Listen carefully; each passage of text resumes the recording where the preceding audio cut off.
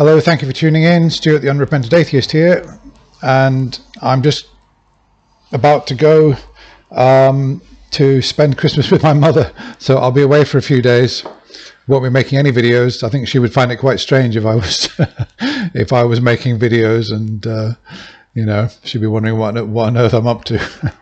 I often wonder with Matt Dillahunty's parents. Of course, parents love their children generally, whatever they do in life, and obviously they like to be proud of what they're doing. But I wonder with Matt's parents, you know, if they take much pride in, you know, I mean, he has excelled at what he's done. I mean, he has really, I suppose, self-actualized. He's quite a sort of shining example in many ways.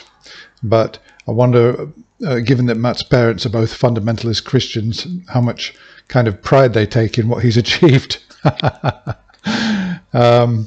Okay, so yeah, I just want to obviously wish you all Merry Christmas. It's Christmas Eve, and I'll be back next week with more videos.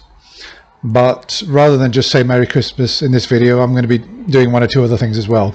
So one of those is just to address, obviously, since I started doing the Atheist Experience clips and commenting on them and everything, some people have been saying that, you know, I'm laughing inappropriately at Christians, and there was the Richard Dawkins video that I posted where he challenged Brandon Flowers on Mormonism, saying that it was an obviously fake religion, etc. And I think somebody said that I'm a bit of a douchebag for getting off on the expression on Brandon Flowers' face when he was told that his religion was so obviously fake.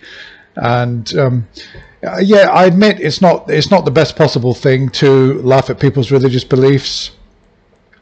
I don't really know what to say. I suppose that you know, I suppose I'm a flawed diamond in that sense. I've got rough edges, and I hold my hand up and say that it's not something that I'm proud of, that I laugh at the way that people articulate their religious beliefs. But I mean, that's just what I find funny and amusing, and obviously I appreciate that for believers it's important to them. To me, it's a matter of mockery. That's why I've got my channel, because I find these things very, very amusing, listening to theists justify their beliefs, and I just the reasoning and the way they articulate it quite often just makes me laugh. I can't help it. So there you are. So I've got a couple of anecdotes to tell you. I've got I think 100% atheist family. In other words, my immediate, well, I say that my ex-wife is a Christian, but I mean, apart from that, my son's an atheist, and I mean, everybody else, my mother and my father, sister, brothers, they're all atheists across the board. But it wasn't always like that. I'd like to tell you a couple of quick anecdotes. First of all, my stepmother married my father, his second wife, when she was, I think, 37 years old. So I met her when she was 36. And I had a bit of a religious chat with her at the time. I was only, what was I, 16, 17 at the time. And she said, I said, "Oh, do you believe in God?" She said, "No, I don't believe in God. No, never really been religious. My parents weren't religious, and I've never really seen a reason to believe. I think it's just wishful thinking, etc." So I said, "Yeah, I kind of agree with you." So at that particular time, she was an atheist. However, fast forward, she married my father. She had a child with him when I think she was 40, 41. And I had this conversation with her again. And I'd heard she'd been to church. And I said to her, "I thought you were an atheist." And she looked at me. We were sitting at the dinner table.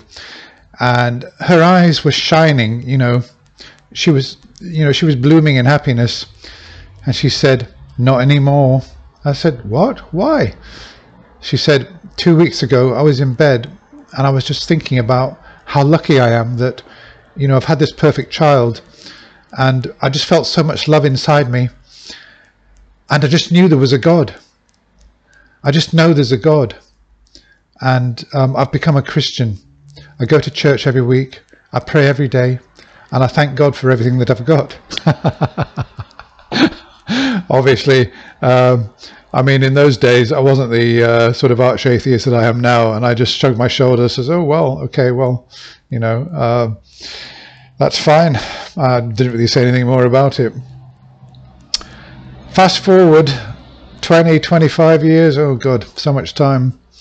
I spent 20 years married myself, although having a child, which I thought was a wonderful thing, never convinced me that there was a God.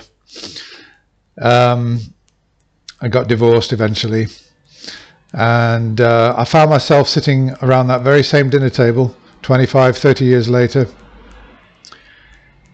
and I looked at her, my stepmother, obviously late 70s now. I said to her, "Do you still believe in God?" And she looked at me, she had a slight smirk on her face, and she said, "No." I said, "What?" I said, "You've deconverted." She said, "There's no God."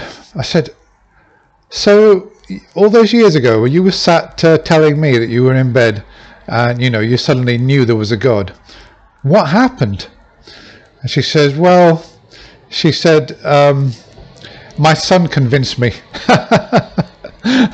So her son is a big Richard Dawkins and Christopher Hitchens fan, and also an arch atheist, a sort of militant atheist, and he more or less brought her around to brought her to her senses, I suppose, and she turned her back on her beliefs. So I thought that was quite amazing and very ironic that the cause of her Christianity was also the destructor of it.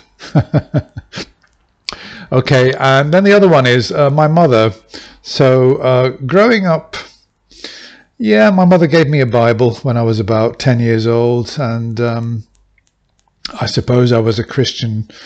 I mean, she gave me the Bible, but we weren't really brought up praying or anything like that, and she never took us to church, and I never really heard her talking about God or anything like that. So, I wasn't brought up in a religious household. She did give me a Bible. I don't know why. I thought she probably thought that I would get some sort of moral teaching out of it. It was a little one, a black little Bible, leather bound with gilt edges. It was quite nice, actually. I was quite proud owner of that little Bible until I stopped believing in it.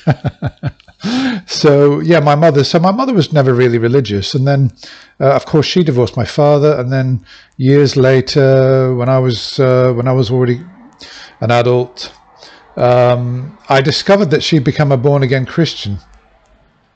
She was in this Christian organization, the type where you go along and there's a preacher and he's touching you on the head and you're going, "Oh, I've been touched by the Holy Spirit," and everybody's been zapped and everybody's like sort of born again and everything. And I thought, wow, I can't believe that. And well, I just accepted it, of course. I didn't really have anything to say about it. It seemed to be an important thing in her life at that time. And fast forward to she's in her late 70s, and I've seen her fairly recently in the last couple of years after getting divorced. And I sat down with her and I said, because she didn't really seem to be saying anything about her religion or anything, I said, "Are you still part of that that sort of Christian organization where you were zapped and all the rest of it, and do you still get together with all your Christian people?" Because she was going on holidays with them. She went to Romania helping out orphans with this particular group,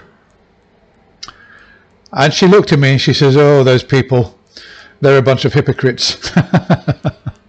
I said, "Well, what about Jesus and everything?" She says, "Oh, well," she just sort of shrugged her shoulders, and I took it to mean that she wasn't really actively believing anymore, and she kind of left it all behind. So, well, that's all. I just thought I thought you might find that amusing. So I'm sort of in a 100% atheist family.